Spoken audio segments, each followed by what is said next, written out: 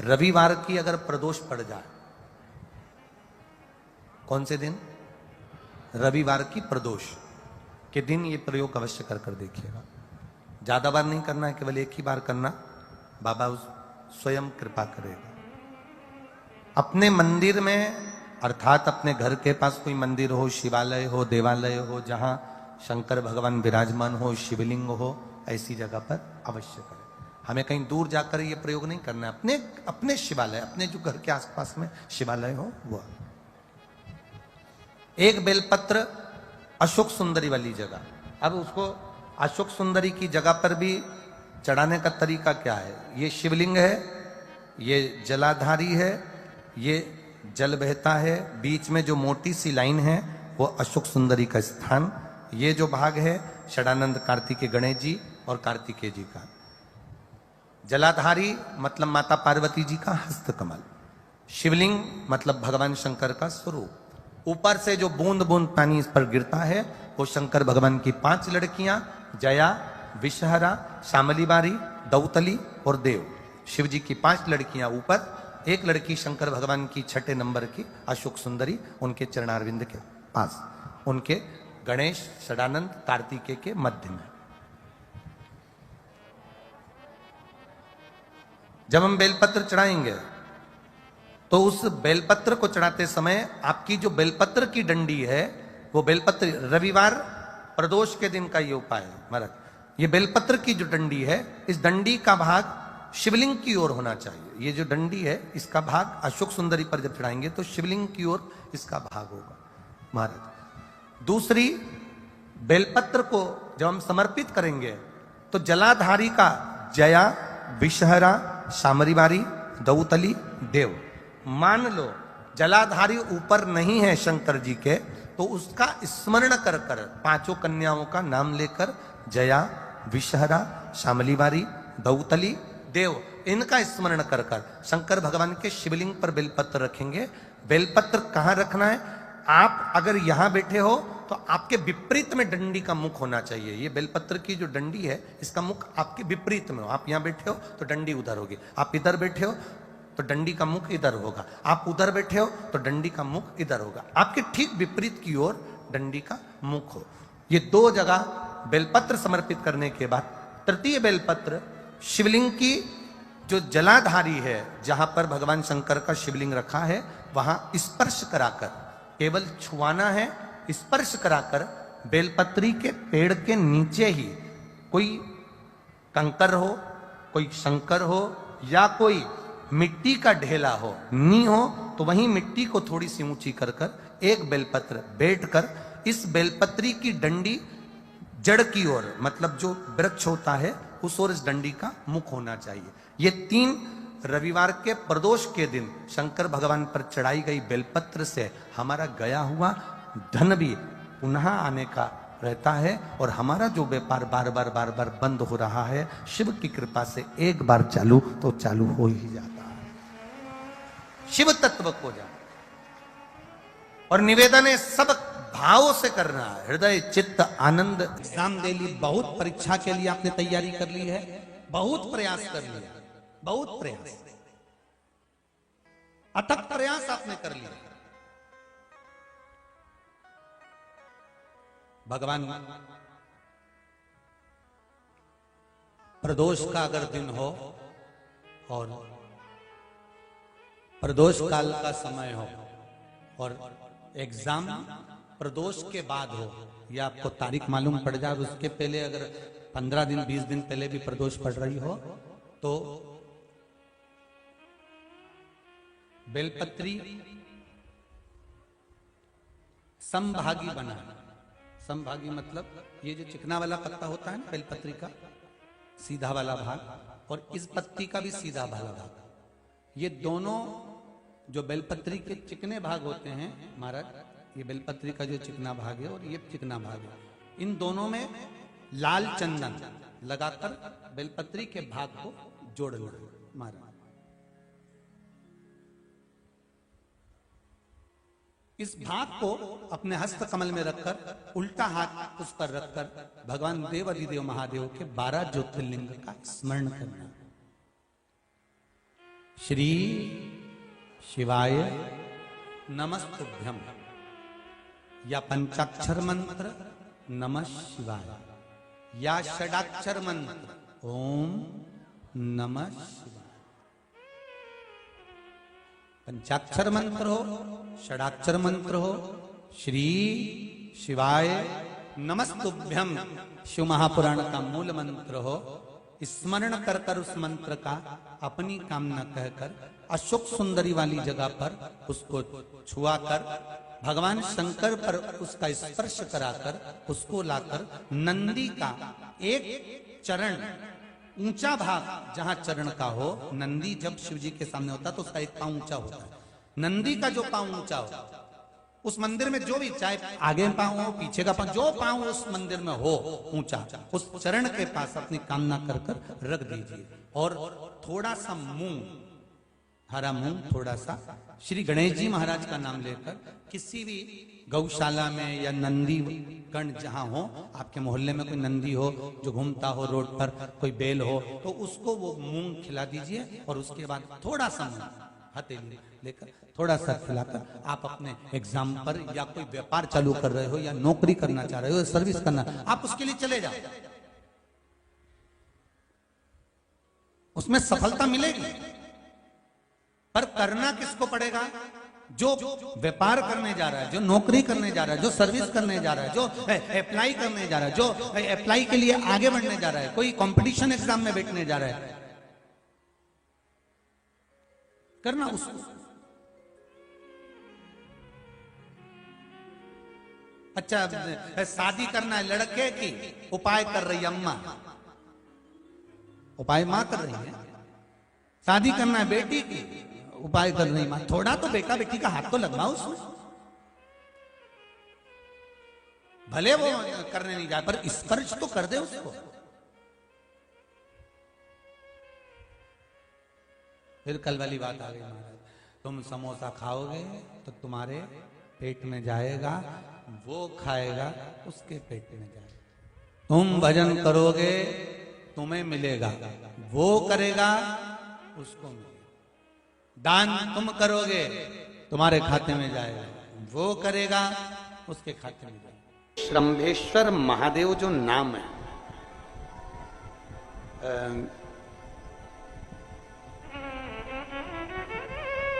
भगवान शंकर ने सारे 33 कोटि देवताओं को अपने अंदर समाहित कर कर ये रूप रखा था श्रंभ पक्षी। 33 कोटि देवता। मान लो आपके ग्रह अनुकूल नहीं चल रहे हो, कोई कह दे कि मंगल बेकार है, कोई कहे शनि बेकार है, कोई के रवि बेकार है, कोई के बुध बेकार है, कोई के गुरु बेकार है, कोई के शनि बेकार, कोई के ये बेकार, कोई के तुम्हारा ग्रह बेकार चल रहा है, तुम्हारी किस्मत बेकार चल रही है, तुम्हारा भाग्य बेकार चल रहा है। तो पहले तो जो तुमसे कह दे कि तेरा भाग्य बेकार चल रहा है, उसके चरण छू के उसको प्रणाम करके वापिस से जाओ। क्यों? जिसने पृथ्वी पर जन्म दिया, जिसने नेत्र दिए, मुख दिया, हाथ दिए, पांव दिए, पूरा शरीर दिया, सारी इंद्रियां दी, रहने को घर दिया, खाने को अन्न दिया, अगर कोई तुमसे कहे कि तेरा भाग्य बेकार चल रहा है तो पहले तो उसको प्रणाम कर कर वापिस आ जाओ। एक शब्द भी मत सुनो, वापिस आ जाओ। क्योंकि दुनिया में आप सबसे ज्यादा भाग्यशाली हो जो भगवान ने आपको पृथ्वी पर पैदा करा। कुत्ता बना के पैदा नहीं करा, जानवर बनाकर पैदा नहीं करा, झिंगुर और कीट पतंगा बनाकर पैदा नहीं करा, सड़ते हुए कुत्ते के शरीर में इल्ली पड़ जाती है वो बनाकर पैदा नहीं करा, कीड़ा चूहा बनाकर पैदा नहीं करा। मेरे भगवान ने तुम्हें मनुष्य बनाकर पैदा करा है। जितने पृथ्वी पर मानव पैदा होते हैं ये अपने आप में भाग्यशाली होते हैं, कोई अभागा पैदा नहीं होता। कोई तुमसे कह दे तेरा भाग्य बेकार चल रहा है, तेरी किस्मत बेकार चल रही है, उसके पांव पड़ो, वहां से निकल लो, अपनी पत्रिका लपेटो और वापिस सजाओ जन्म पत्रिका लेकर। भाग्य तुम्हारा बेकार नहीं है, तुम्हारी किस्मत बेकार नहीं है। भाग्य उसका बेकार है जो तुमको कह रहा है कि तुम भाग्यशाली नहीं हो, तुम किस्मत वाले नहीं। भाग्य उसका बेकार है जो पृथ्वी पर जन्म ले लेता है, शंकर जी के मंदिर में एक लोटा जल चढ़ाना चालू कर देता है, शंकर के मंदिर में झाड़ू पोछा करना प्रारंभ कर देता है, वो कभी भी अभागा नहीं होता, वो भाग्यशाली ही होता है। तो अभागा नहीं है, वो भाग्यशाली है। और जितने पृथ्वी पर मनुष्य जन्म है, चाहे वो छोटे से छोटा, बड़े से बड़ा, आपका हाथ पैर शरीर सब भगवान ने दिया है, आपको करोड़पति बनाकर पैदा करा है, फिर भी आप अपने आप को अगर अभागा समझते हो तो आपके ऊपर है। किस्मत वाले हो, करोड़पति बनाकर भेजा है।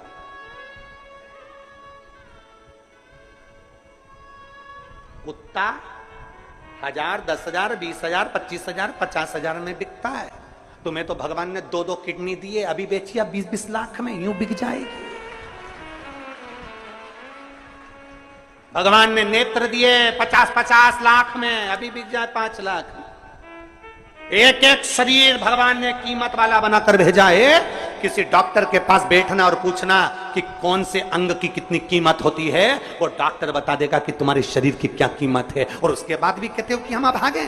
बताने वाला कह देता कि तुम भाग्यहीन हो, तुम भाग्यशाली नहीं हो, तुम किस्मत वाले नहीं हो। वहां से पत्रिका उठा चल दो, कहते मेरे बाबा ने मुझे भाग्यशाली बनाकर भेजा। और अपने हाथ में वो बल होता है कि आप स्वयं इतनी मेहनत कर कर आगे बढ़ सकते हो कि अपने आप किस्मत वाले बन सकते हो।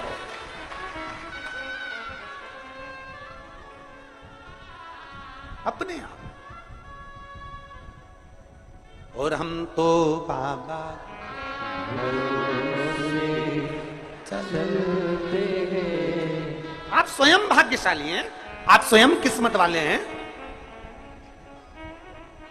कोई कैसे कहते तुमको कि तुम अभागे हो? ना ना, हमारे बराबर भाग्य नहीं है किसी का।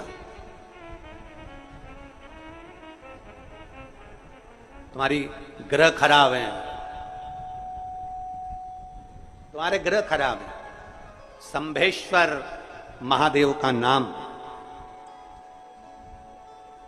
7 कनेर के पुष्प, कितने? 7 कनेर मालूम है? ये रोड पर जो जाते हो डिवाइडर में बीच पीला पीला फूल लंबा, जो कि पशु पक्षी कोई नहीं खाता, जहरीला फूल माना जाता है। कनेर के 7 फूल, एक बेलपत्र। जिस समय पर कनेर का फूल बेलपत्र के साथ चढ़ाया जाएगा तो 7 कनेर के पुष्प सीधी बेलपत्र पर आपको रखना। 2-3 प्रदोष कर कर देखना। अगर कोई आपसे कहे कि आपका भाग्य ठीक नहीं चल रहा, आपकी किस्मत ठीक नहीं चल रही, आपके ग्रह ठीक नहीं चल रहा है, आप भाग्यशाली नहीं हो, पहले तुम हाथ से उठ जाओ। उसके बाद में देवाधिदेव महादेव के पास 7 कनेर के पुष्प एक बेलपत्र में रखकर नंदीश्वर के पास में बैठकर श्री शिवाय नमस्तुभ्यम बोलकर अशोक सुंदरी वाली जगह पर स्पर्श कराकर भगवान शंकर पर 7 फूल के साथ बेलपत्री की डंडी अशोक सुंदरी की साइड हो, ऐसा स्मरण करते हुए शिव को समर्पित कर दे। वही बेलपत्री 5 बार नमः शिवाय या पंचाक्षर मंत्र, षडाक्षर मंत्र या श्री शिवाय नमस्तुभ्यम बोलकर वही बेलपत्री 3 प्रदोष, 4 प्रदोष, 5 प्रदोष, 2 प्रदोष, जितने प्रदोष आप चढ़ा रहे हैं प्रदोष काल में, वो बेलपत्री लाकर अपने कक्ष में अपने पूजन वाले स्थान पर रखते जाओ।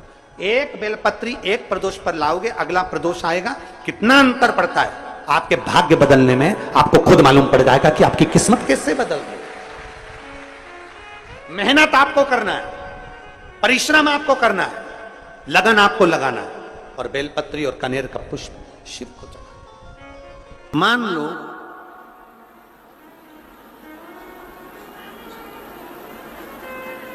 अगर 8 स्थान शरीर के, अष्टवक्रेश्वर महादेव का वर्णन करते समय इस बात का स्मरण रहे, 8 स्थान शरीर के ऐसे हैं जहां का तकलीफ स्वयं अष्टवक्रेश्वर महादेव का 1 लोटा जल अपने नजदीक के शिवालय में चढ़ाकर भी अगर पी लोगे तो वह 8 जगह की तकलीफ अष्टवक्रेश्वर महादेव समाप्त करते जाते हैं। 8 स्थान। पहला नेत्र, ये भुकुटी के बीच का स्थान, भुकुटी के मध्य का स्थान। मान लो ये भुकुटियां दर्द करती हैं या मध्य में दर्द होता है, उसके लिए अष्टवक्रेश्वर महादेव का जल, मतलब अपने घर के पास जो भी शिवलिंग है वहां 1 लोटा जल अष्टवक्रेश्वर के महादेव के नाम से चढ़ाकर उसका पान, भुकुटी। दूसरा कंधा, पीठ। कई लोग ऐसे हैं जो रात्रि को अच्छे से सोते हैं और सवेरे उठते हैं तो उनका ये दोनों हाथ के बीच का जो भाग होता है वो दर्द करता ही है। उस समय पर अष्टवक्रेश्वर महादेव का स्मरण, अष्टवक्रेश्वर महादेव का जल, उसका पान। तीसरा, रीढ़ की हड्डी का डॉक्टर बोल दिया कि ये गुरिया खसक गया है, 1 नंबर 2 नंबर 3 नंबर का यदि कोई क्रम खसक गया है तो उस स्थान के लिए भी अष्टवक्रेश्वर, आप ऑपरेशन बाद में कराना, डॉक्टर बोल दिया है आप ऑपरेशन कराओ, मना नहीं है, पर एक बार अष्टवक्रेश्वर महादेव के नाम से दुर्वा बेलपत्र चढ़ाकर, जल चढ़ाकर, सुबह में दुर्वा का सेवन, प्रदोष काल में बेलपत्र का सेवन, और रात्रि को सोने से पहले जो जल अष्टवक्रेश्वर का चढ़ाया हुआ है उसका पान करिए। आपकी रीढ़ की हड्डी का कैसा भी क्रम होगा वो ठीक होना प्रारंभ हो जाएगा। अष्टवक्रेश्वर,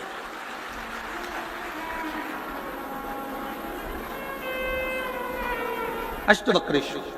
चौथा स्थान बताया, अगर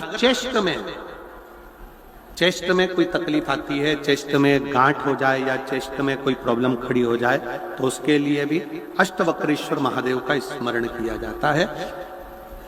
2 छोटे छोटे पात्र में जल लिया जाता है, दोनों पात्र का जल एक साथ शिव पर छोड़ा जाता है।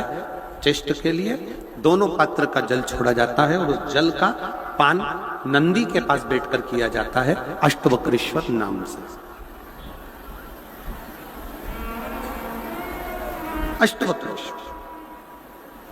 फिर क्रम आया, अगला जो वर्णन आया है, डॉक्टर बोले घुटना बदलना है, घुटने का गैप आ गया है, ग्रीस खत्म हो गया है, दर्द हो रहा है, उसके लिए भी अष्टवक्रेश्वर महादेव का स्मरण करें। घृत का लेपन अष्टवक्रेश्वर महादेव के नाम से शिव जी पर उस घृत को लेकर आना है। उसी घृत को रात्रि को सोने से पहले थोड़ा सा मुख में चाट कर अष्टवक्रेश्वर महादेव के नाम से फिर अष्टवक्रेश्वर। फिर अगला भाग आया अष्टवक्रेश्वर के अंतर्गत, यदि इस गले से जुड़ा हुआ कोई रोग उत्पन्न होता है तो भी अष्टवक्रेश्वर का ही स्मरण किया जाता है। जल का पान अष्टवक्रेश्वर। और 8वें स्थान के रूप में जो पिड़ली के घुटने से नीचे के जो भाग होते हैं उसके लिए अष्टवक्रेश्वर महादेव पर 7 दुर्वा, 7 बेलपत्र और 7 अक्षत शिव को समर्पित कर कर दुर्वा बेलपत्र का पान 7 दिन तक लगातार उसी भाव में अष्टवक्रेश्वर महादेव का नाम लेकर किया जाए। अष्टवक्रेश्वर। कभी अगर मौका लगे, शिव की करुणा हो जाए, शंकर की दया हो जाए, आप लोग कभी बद्री विशाल जाएं दर्शन करने के लिए, ऋषिकेश हरिद्वार तक जाएं तो श्रीनगर गढ़वाल से सुंदर कोहला गांव से 10 किलोमीटर की दूरी पर 8 किलोमीटर दूर तक गाड़ी जाती है, 2 किलोमीटर दूर तक पैदल चलकर आप जहां पर बैठकर स्वयं अष्टावक्र जी ने भगवान शंकर के शिवलिंग की स्थापना कर आराधना करी, ऐसे पवित्र स्थान का दर्शन कर अपने जीवन को धन्य बना सकते हो। बोल अष्टावक्रेश्वर महादेव की। 3 महादेव के नाम का स्मरण अच्छे से रखिएगा। पहला कुंदकेश, बड़े से बड़ा रोग हो जाए, दवाइयां डॉक्टर जो दे उसको खाओ, पर साथ में कुंदकेश्वर महादेव का नाम लीजिए, जांच भी कराइए, दवाई भी कराइए। 2 नंबर का श्रंभेश्वर महादेव। श्रंभेश्वर महादेव भगवान नरसिंह को जब क्रोध आया था, भगवान विष्णु ने नरसिंह अवतार लिया था और नरसिंह भगवान को जब क्रोध आया था, शिव जी ने सरम्भ पक्षी का रूप धरकर नरसिंह भगवान को अपने पंजे में उठाकर अलकनंदा नदी में ले जाकर डाला था। इसलिए आज भी जब हम बद्रीनाथ जाते हैं, राइट में पुल पे से जाते समय जो ताप्ती कुंड है जिसमें से पानी गर्म निकलता है, उसके ठीक नीचे एक शिला का दर्शन करते हैं। वो शिला नरसिंह शिला कहलाती है और श्रंभेश्वर महादेव का स्मरण किया जाता है। श्रंभेश्वर महादेव क्रोध की संयमितता रखता है, चिड़चिड़ेपन को समाप्त करता है श्रंभेश्वर महादेव। और 3 नंबर पर है, जम के बोलो, अष्टवक्रेश्वर महादेव। अष्टवक्रेश्वर शिव जी के इन 3 स्वरूपों का वर्णन बड़ा सुंदर भाव से किया। देवऋषि नारद ने भगवान शिव से शंकर को पाने के कुछ सूत्र पूछे।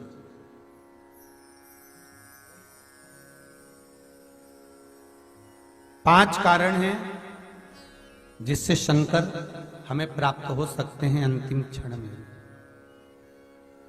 5 कारण।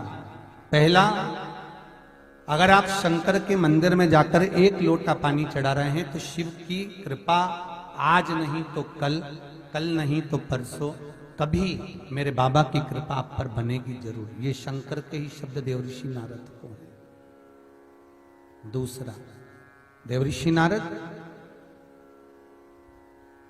जो मनुष्य मस्तक पर त्रिपुंड धारण करता है, मस्तक पर त्रिपुंड लगाता है, शिव कहते हैं उसको मृत्यु के पश्चात भटकना नहीं पड़ता। शंकर कहते हैं वो मेरे ही धाम पर, मेरे ही संग कैलाश पर आकर विराजमान हो जाता है। तीसरा, शिव मंदिर के नजदीक में, शंकर के पास में जो बेलपत्र का वृक्ष रोपित करता है, बेलपत्र का या शमी का वृक्ष जो लगा देता है और वो बेलपत्र शिव को समर्पित होती रहती है, जब तक वो बेलपत्री का वृक्ष लगा हुआ है और उसकी बेलपत्र शंकर को जब तक चढ़ रही है, उसके वंश का कभी नाश नहीं होता है। चौथा कारण कहा देवऋषि नारद, शिव मंदिर की चौखट के सामने से निकलकर जो जीव चला जाता है, शंकर के द्वार से निकलकर शिव का शिखर मंदिर का देखकर जो निकल जाता है, उसका कार्य कभी अटक नहीं सकता। और पांचवा कारण शंकर के स्मरण का स्वयं शिव देवऋषि नारद से कह रहे हैं, नारद, मृत्यु का भय होने पर,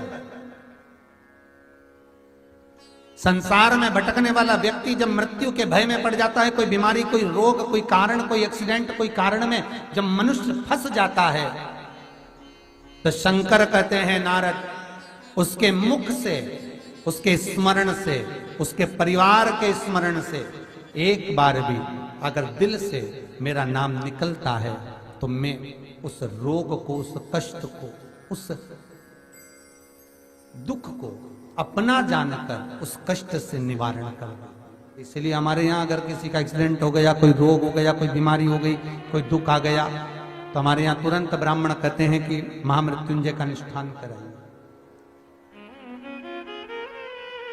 महामृत्युंजय का जाप कराइए, शिव का स्मरण कराइए, शंकर का अनुमोदन कराइए,